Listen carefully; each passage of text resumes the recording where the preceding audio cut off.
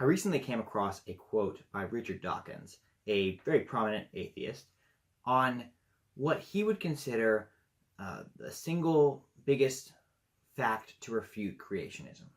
I think perhaps the single most convincing fact, the observation that you could point to, would be the pattern of resemblances that you see when you compare the genes using modern DNA techniques, actually looking at the letter-to-letter correspondences between genes. Compare the genes of any pair of animals you like, pair of animals, pair of plants, and then plot out the resemblances, and they fall on a perfect hierarchy, a perfect family tree.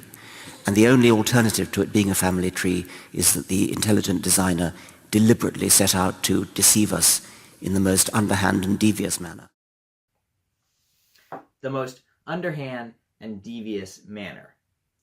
Those words bothered me. There was something about them. There was some underlying premise that Richard Dawkins was using. I could tell, but I couldn't quite put my finger on it. Well, later that day, I was watching a video by Sam Harris, and I heard him say the following words, and it really helped me. It seems to me patently obvious that whatever is true about reality is still there to be discovered. And if there's some part of reality that is ethical or spiritual or divine or spooky, it is there to be discovered by sentient creatures such as ourselves. Whatever is true about reality is there to be discovered. That is an extremely important statement. Sam Harris is making the claim that all parts of this concept of truth, whatever makes up truth, is within the realm of human understanding. And that is an assumption that I actually disagree with, and I will get to why I disagree with in a second. But it was pivotal realizing that this is an assumption that Sam Harris is making, and I think a lot of atheists make, because I think that's the same assumption that Richard Dawkins makes in that previous quote. He is essentially saying that because he can't understand any other explanation for what he sees, therefore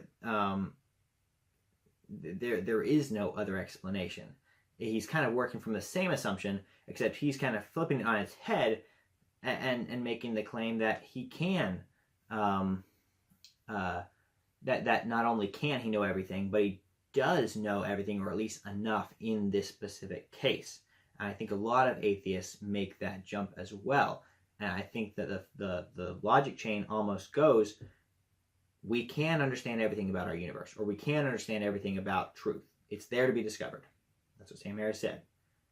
We don't understand God, and we can't understand God. There are certain questions, certain paradoxes about God that don't make sense. Therefore, God cannot exist, because whatever is there, whatever is true about reality is there to be discovered.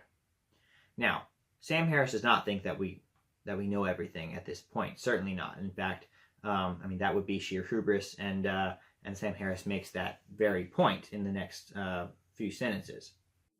It would be just sheer hubris to think that the 7 billion of us who are currently here, collectively or any one individually, have pushed the human conversation to the limit of what's rationally apprehendable about the universe. So we know there's more out there in every sense.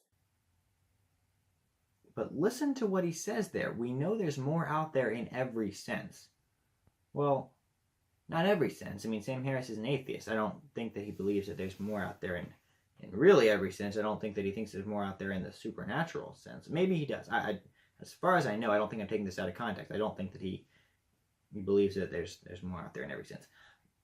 Regardless, so Sam Harris admits we don't know everything. So taking these three quotes, one from Richard Dawkins and two from Sam Harris, I want to put together two contrasting Venn diagrams of a Christian's perspective on human understanding and an atheist perspective on human understanding. So let's talk about this in terms of diagrams. So this first one is going to be a Christian perspective of human understanding. A Christian sees this whole view of truth. That's represented by this outer circle. This is what is true. And then there's this inner circle of what is knowable. And then, of course, there's this other inner circle of what is known. And then you can actually shade of that human knowledge what's bad knowledge, what is not actually true. And then there's a little bit of that human understanding that is really true. And that's, right here. This is not necessarily proportional, but this is just a representation of human understanding. Now, an atheist perspective is obviously going to be different, so let's go ahead and draw that diagram as well. An atheist also has this view of, what is total truth. So we're going to go ahead and draw that circle. This is everything that is true. But an atheist has a view that all of this is knowable truth. At least this is the comment that Sam Harris made. I don't know if this is all atheists, but I think this is a good working assumption here. And then this is what we know. So just one inner circle. Human knowledge. And then of that human knowledge, I would presume, based on Richard Dawkins' comment about just the confidence with which he talks about genes and DNA and how much we know and how clear that pattern is, that he might fill in most of this Venn diagram with green. In other words, most of human knowledge is pretty good. But then there's certainly some of it that's bad. And maybe that's speculation on my part, but I think that might be true.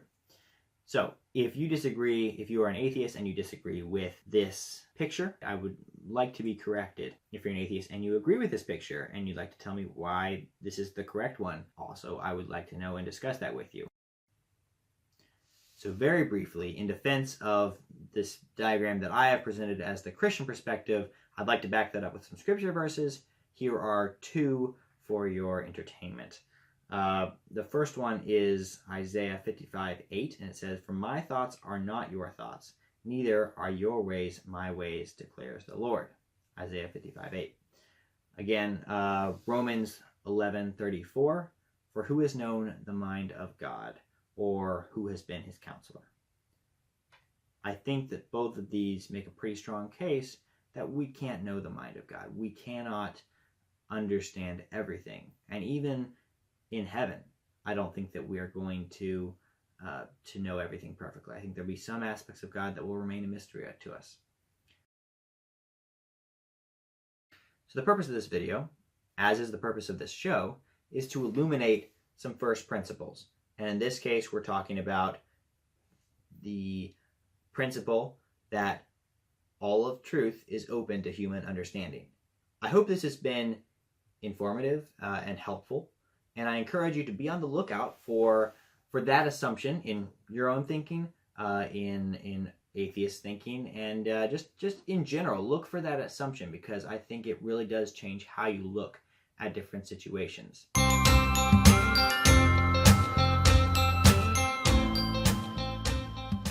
Thanks for watching this video. If you'd like to support this content, please subscribe below.